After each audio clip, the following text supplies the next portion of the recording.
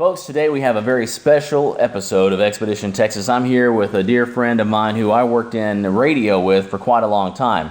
But his radio days outnumber mine by quite a bit. Tom Perryman has been in radio nearly 70 years, and we're going to talk to him today here in the old KSIJ radio studio in GLADEWATER, Texas, about his time here in the 50s and about how his role in bringing Elvis to Texas and several other big stars happened right here in GLADEWATER, Texas. We'll talk about his role in that and tour some really interesting history right here in East Texas. Folks, Tom Perryman is our guide today on Expedition Texas.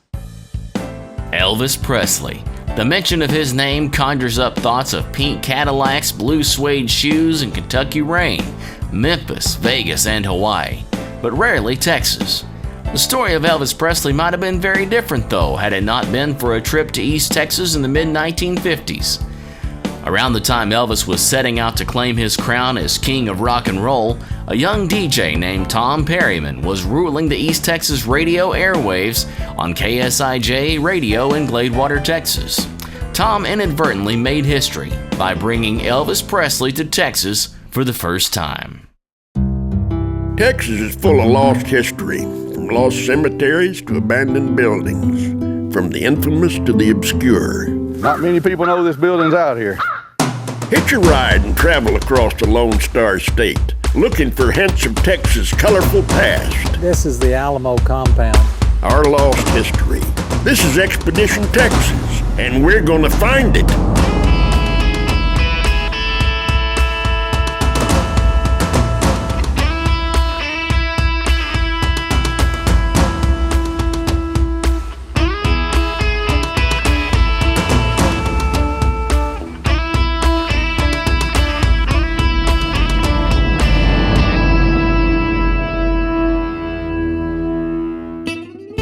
In the 1950s, the Louisiana Hayride was second only to the Grand Ole Opry in popularity on the radio.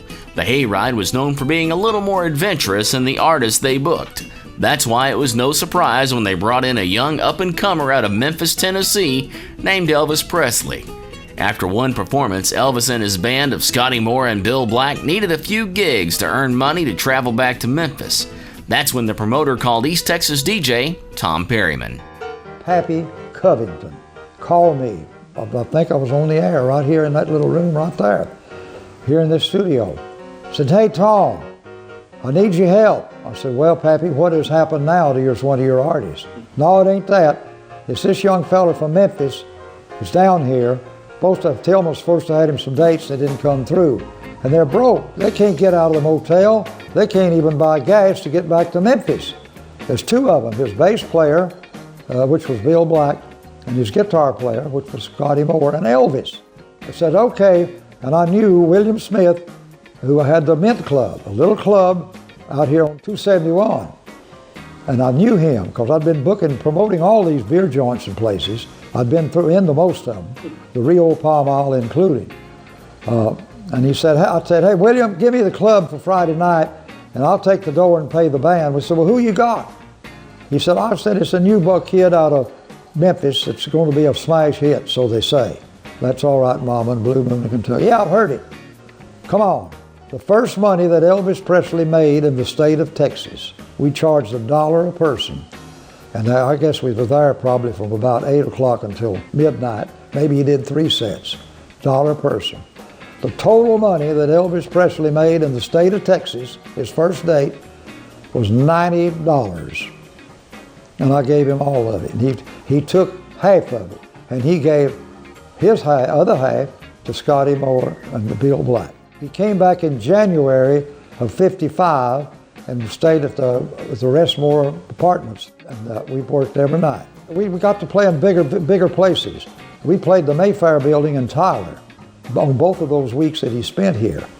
A friend of mine, Bob Murdoch, was managing the fair. He'd let me have that Mayfair building for just what it cost to clean it up, probably $25. And every time I'd brought in an act here, they would come into this studio right here, and we'd do a 30-minute show plugging the week's tours, the week's shows.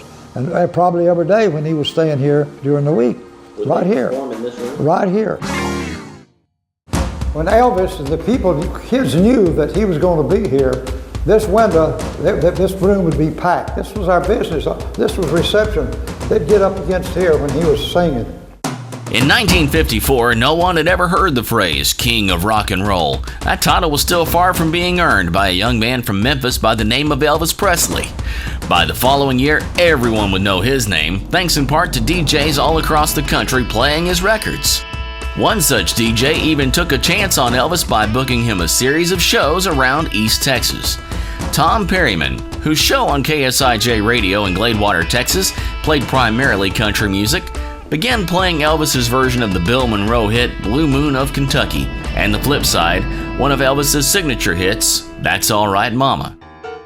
At those first shows in Texas, Tom Perryman got a glimpse of what was to come for Elvis Presley. Now, over 60 years later, we're going with Tom back to the KSIJ studios, perfectly preserved on the top floor of the T.W. Lee building in GLADEWATER, Texas, to reminisce about Elvis's first performances in the Lone Star State. So I guess it's been a while since you came to work every day walking down this hall. Well, yeah, I opened up the station. Really? Then I started selling advertising. Yeah. I'd go to Gilmer and Longview, Tyler, and everywhere. So you came in here, started things up every single morning. Yeah. Well, yeah, most of the time I did, and then I had to go to the transmitter too and keep it. See, this, I think I might have had a little to do with that name. When Elvis and the people, kids knew that he was going to be here, this window, this room would be packed. This was our business. This was reception. They'd get up against here when he was singing. There was a big couch here. Jim Reeves was opening up a radio station. When he started, he was singing at the Rio Palm Isle with that Western Swing Band. Roy Showery and the Western Swingers worked till midnight. He'd come up here and sleep on that couch, and he would have the telephone operator call this number and wake him up so he could sign on the station. Wait, Jim Reeves? Yeah, Jim Reeves. The artist would come right in there and sleep on the right couch. here. He was a perfectionist too. Wow. Yeah, and down this hall I went, and then I would go in here, and I don't know, I've always had a stack of cards and letters. That's how they get their requests in, right? That's so, yeah, penny postcards and 3-cent letters, or sometimes over 100 in one day's mail. This was the control room. Where you're sitting, this is the basis for those big 16-inch turntables. Had 2 of them. And this was a dual Gates Company board, we called it. Yeah. And we could cue up the records. And everything was a record that was mostly 78s back in the early days before the 45s come out, right here. And these artists come on east or west on Highway 80 would always stop here, try to come by when I was on the air between 10 o'clock and 1 o'clock in the mornings. And they were welcome just to come in. They didn't have to notify me or nothing. Many of them would come in here and be on my show. We'd talk where they were, what they're doing, where they're going next. We helped them. The disc jockey was proud to be a part of helping create a songwriter, an artist, or a musician. Obviously, this isn't a radio station anymore. What happened in this radio station? The people that owned this station, Mr. T.W. Lee had died. His brother was in charge of the estate.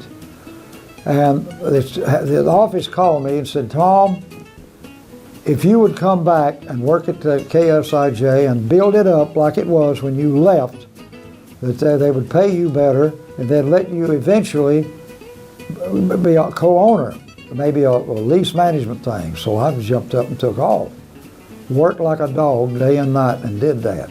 But they ended up selling it to somebody I couldn't work for. Elvis Presley stayed in this room. Did you ever come in here? I don't remember it. I probably did. We're in GLADEWATER, Texas with Country Music Hall of Fame DJ Tom Perryman, who, as a promoter in East Texas, has the distinction of being the first to book Elvis Presley in Texas. We're exploring sites Elvis visited on his first trek into Texas. We've been to the KSIJ radio studio atop the T.W. Lee building, and now we're at the Restmore Motel, which at one time was a cozy little stop along Highway 80, where Elvis would rest between shows on his initial week-long jaunt through Texas. Now, Bob, right here's where it happened. Elvis Presley stayed in this room a week in January of 1955. Jim Ed Brown and Maxine Brown and some of the members of the Louisiana Hayride band was also here. Scotty and Bill. Scotty Moore and Bill Black was Elvis's band. 104. And he came back again in August of 55 and stayed here another 5 nights. Really? And we worked every night. And that's right in here around GLADEWATER. Really? Including the Mayfair building in Tyler, every time he was here. The Rio Palm Isle in Longview. Okay, we played Kilgore. And I've got a list of those dates, the newspaper ads that we ran. About this room, they're in the process of remodeling. It's going to be Restmore Apartments. Okay. This 104 room was probably just right here. All of this has been added since then. Little bitty rooms, and they've now made it into kind of an efficiency apartment, but this would have been the room. Did you ever come in here? I don't remember it. I probably did. But I was on the air 4 or 5 hours a day. But it seemed like I might have come out here once or twice, but I don't remember. Could have.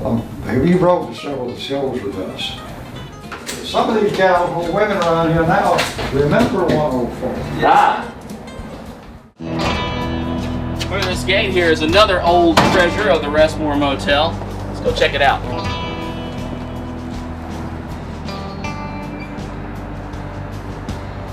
Wow. So we heard there was a pool here at the Restmore Hotel, and sure enough, here it is, not being used anymore, but here it is, the old swimming pool. Maybe Elvis took a dip here.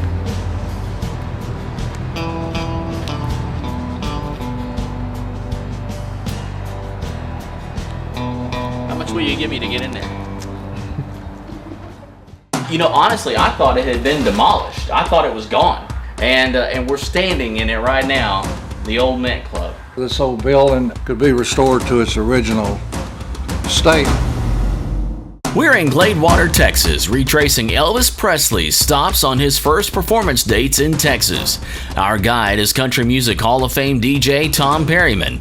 Perryman is responsible for booking Elvis on that first trip to Texas and has shown us the radio station where Elvis visited him on the air. Next, we traveled to the old Restmore Hotel where Elvis stayed during his week in Texas.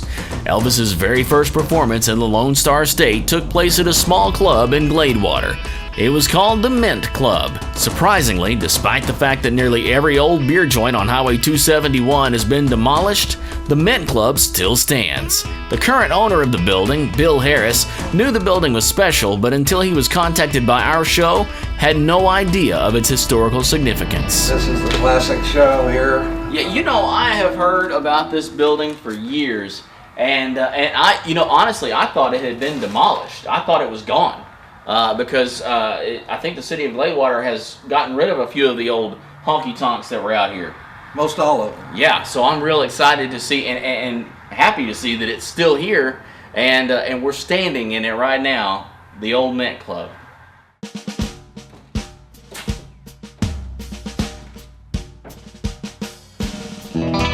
It turns out that we might have told you something you didn't know about this place. Right, I did. Didn't know that you actually own not just an old building on the side of the road, but a piece of lost history right here in East Texas. It's not because of me that it didn't get torn down, but I had a lot of people ask me, why don't you get rid of that old building and sell that lot? It looks like you know what. And I don't know, it was just something that I just kept telling me, you know, that it's old like we all get, and it needs to be taken care of. And this gives everybody a purpose. And I think the fans of the local fans, the national fans, or whomever of Elvis Presley, if they recognize this for what it is, and it can be something that would be an honor for Elvis and his family, that it could go on forever, perpetual. Yeah. Because, and it could be good for GLADEWATER, for everybody. So I'm hoping that this turns out to be quite a deal that with not a financial thing, but just in honor of the King. He was my favorite. There's some old timers around here that I guarantee would once they find out that this was the old building that Elvis did sing in, they will come forth and furnish us with a lot more knowledge than maybe what we have now. And of course, we can rely on Tom Perryman and his research to give us what we need to get started. But I am so glad that we didn't tear it down. It came close to being demolished. How close were you to making that decision? Real close, because we had someone that wanted the lot, and I backed out at the last minute and told him I just didn't want to do it, and I didn't, and I'm glad I didn't make that decision to tear it down. How long ago was that? That was 5 years ago. Really? 5 years ago. And you just kind of knew there was something special about it. It's something always nagged at me, that it was something that someday somebody was going to walk up and say, you know what, that old building was something special. And I've seen it when it was completely empty. There was nothing in here. In fact, when I bought it, it was completely empty. It just had a real beauty to it, and I like old things. I hate to see stuff destroyed, and I guess you might call myself a junker. But it's looking down the building here, you can see, and can't you just see the people in here having a good time, and young Elvis up on the stage singing his heart out. Who would guess that the king would have played in this building? It's kind of a haunting thing, because looking down through here from the back, I could see walking in this club. Oh yeah. And seeing a young guy up there shaking, doing his thing. Absolutely. Those first dates Tom Perryman booked for Elvis Presley were a financial necessity for the young singer. Typically, a promoter receives a cut of the revenue for a performance. Tom gave Elvis and his band all of the money from that night, a deed that Tom says Elvis never forgot. Tom Perryman went on to work at the Grand Ole Opry flagship station, WSM, in Nashville. Soon after, he was put in charge of the Artist Services Bureau, taking care of contracts for all the Grand Ole Opry stars. Radio was always his first love, and came calling again in the 60s when country superstar Jim Reeves sought Tom out as a partner in a radio station he was buying in Henderson, Texas. After Reeves' tragic death in a plane crash, Tom worked with Jim's wife Mary to sell the radio station, open a museum, and to oversee Jim Reeves' enterprises. In 2001, radio came calling yet again. To the delight of his East Texas fans from long ago, Tom Perryman was back on the air, doing what he loves, playing country music in East Texas. Tom is in his upper 80s now, and with over 65 years in the business, shows no signs of slowing down. He can still be heard every weekday from 9 a.m. to 11 a.m. in East Texas on 104.1 The Ranch and online at theranch.fm.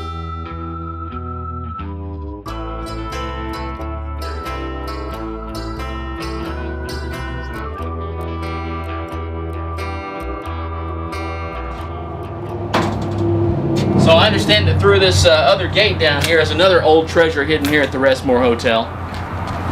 I'll do it again. It's a motel. I don't know what the difference between mo and ho is, but this is a mo.